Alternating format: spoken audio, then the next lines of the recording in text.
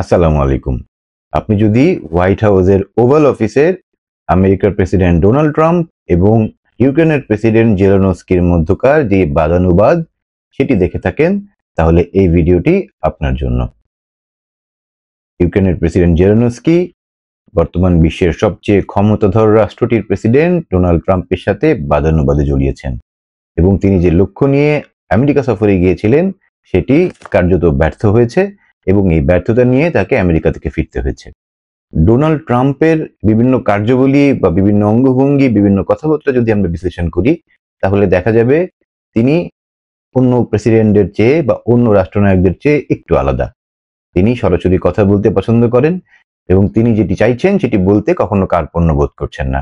তিনি দ্বিতীয় মেয়াদে ক্ষমতা নেবার পরেই বিশ্ব রাজনীতিতে অনেক কিছু ওলটপালট হয়েছে তার নির্বাহী আদেশে। ডোনাল্ড ট্রাম্পের নির্বাচনী প্রতিশ্রুতি যেটি ছিল বহির্বিশ্বের জন্য, সেটির মধ্যে অন্যতম হচ্ছে ইউক্রেন রাশিয়া যুদ্ধ বন্ধ করা, সাথে গাজা সমস্যার সমাধানে পদক্ষেপ গ্রহণ করা। ট্রাম্প দায়িত্ব নেওয়ার পরে গাজাতে যুদ্ধবিরতি কার্যকর হয়েছে এবং একটি যুদ্ধবিরতি কার্যকরের জন্য ইউক্রেন রাশিয়ার সাথেও কথাবার্তা চলছে। ইউক্রেনের প্রেসিডেন্ট জেলেনস্কি এই মুহূর্তে যুদ্ধবিরতি মানতে নারাজ। তিনি আমেরিকা সফর করেছেন আরও গোলাবারুদ এবং অস্ত্রের জন্য, এবং এটি তাতিয়ে তুলেছে ডোনাল্ড ট্রাম্পকে। কারণ তিনি তার নির্বাচনী প্রতিশ্রুতির সাথে আমেরিকার জনগণের যে ট্যাক্সের টাকা বা তাদের যে টাকা সেটি বিশ্বের অন্যান্য জায়গায় খরচ করার লাগাম টানছেন। ইতিমধ্যে তিনি আন্তর্জাতিক বিভিন্ন সংস্থা থেকে আমেরিকাকে প্রত্যাহার করেছেন এবং উন্নয়নের নামে যে আমেরিকান জনগণের টাকা দেশের বাইরে যাচ্ছিল সেটিকেও বন্ধ করার পদক্ষেপ নিয়েছেন। সুতরাং তিনি যে বলে আসছিলেন আমেরিকাকে তিনি আবার গ্রেট বানাবেন, সেটির ফলশ্রুতিতেই হয়তো তিনি নিজের দেশের উন্নয়নে বেশি মনোযোগী হয়েছেন আন্তর্জাতিক রাজনীতিতে নিজের প্রভাব প্রতিপত্তি বিস্তারের চেয়ে। আমরা ট্রাম্পকে বলতে শুনেছি যে মানুষ মারা পড়ছে, যুদ্ধে তোমার হাতে আর অন্য কোনো কার্ড নেই। আমেরিকার সাহায্য ছাড়া এই যুদ্ধ তুমি জেতা তো দূরের কথা, লড়াই করতেও পারবে না। বরং যুদ্ধবিরতি চুক্তি করলে সেটি তোমার জন্য সুবিধাজনক হবে। কিন্তু তোমাকে আদৌ কৃতজ্ঞ মনে হচ্ছে না। তুমি চাও যুদ্ধ চালিয়ে নিতে। তুমি জুয়া খেলছো তৃতীয় বিশ্বযুদ্ধের জন্য। এই প্রসঙ্গে জেলেনস্কির যে প্রতি উত্তর সেটি নির্দেশ করছে বর্তমান বৈশ্বিক রাজনীতির অবস্থাকে। জেলেনস্কি বলেছেন, এই যুদ্ধ কেবল ইউক্রেনের যুদ্ধ নয়, এটি পশ্চিমা বিশ্বের অস্তিত্বের লড়াই। এখানে জেলেনস্কির যে চেষ্টা সেটি হচ্ছে বিশ্বকে রাশিয়ার বিরুদ্ধে টেনে আনা। ট্রাম্প তার স্বভাববশত সেটিকেই নিশানা করেছেন। জেলেনস্কির যুদ্ধবিরতির চেয়ে যুদ্ধ চালিয়ে যাওয়ার যে চেষ্টা সেটিতেই ট্রাম্পকে সবচেয়ে বেশি বিরক্ত বলে মনে হয়েছে। ট্রাম্পের যে চারিত্রিক বৈশিষ্ট্য আমরা দেখেছি, তিনি সবসময় শক্ত চরিত্রের নেতাকে পছন্দ করেন। তার পছন্দের তালিকায় আছেন পুতিন, তার পছন্দের তালিকায় আছেন কিম জং উন, তার পছন্দের তালিকায় আছেন ভারতের নরেন্দ্র মোদী। তিনি অনেকটা জাতীয়তাবাদী নেতা হিসেবে আবির্ভূত হতে চেষ্টা করেছেন বলে মনে হচ্ছে, যেখানে শক্তিশালী এবং ক্ষমতাশালী নেতাদের সাথে তার সখ্যতা একেবারেই স্পষ্ট।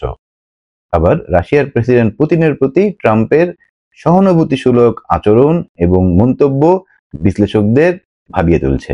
তারা মনে করছেন পুতিন এবং ট্রাম্প তাদের মধ্যে ব্যক্তিত্বের অনেক মিল রয়েছে।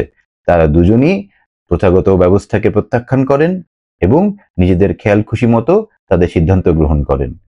ট্রাম্প এর পরের বিবৃতিতে বলেছেন যে যুদ্ধ বন্ধে যদি জেলেনস্কি আগ্রহী থাকেন তাহলে তারা আবার আলোচনায় বসবেন, কিন্তু অস্ত্র বা সাহায্য চাইতে আমেরিকা শরণাপন্ন না হওয়ার জন্য জেলেনস্কিকে তিনি পরামর্শ দিয়েছেন। কারণ ট্রাম্প আমেরিকার জনগণের টাকা ইউক্রেনকে আর দিতে চান না। এখানেই বিশ্লেষকদের একটি মহল মনে করছেন ট্রাম্পের এহেন কার্যক্রম পুতিনকে সহায়তা দিবে, সাহায্য করবে।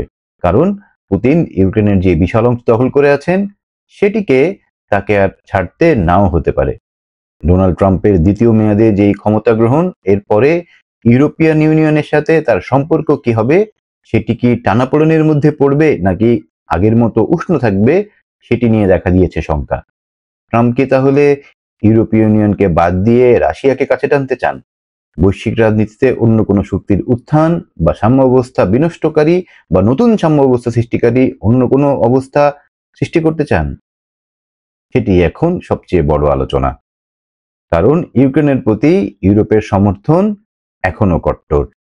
কিন্তু ডোনাল্ড ট্রাম্প যদি ইউক্রেনকে সহায়তা বন্ধ করেন, সেটিতে সবচেয়ে বেশি সুবিধা ভোগ করবে রাশিয়ার প্রেসিডেন্ট পুতিন। কিছু কিছু বিশ্লেষক এখানে পুতিন এবং ট্রাম্পের যে ব্যক্তিগত সম্পর্ক বা পছন্দের সম্পর্ক, সেটিকেও তুলে আনতে চাইছেন।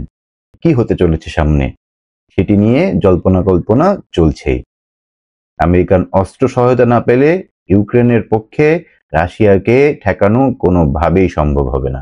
ইউক্রেন হয়তো তাসের ঘরের মতো হুড়মুড় করে ভেঙে পড়তে পারে, এবং সেটা হলেই ইউরোপের হবে পরাজয়।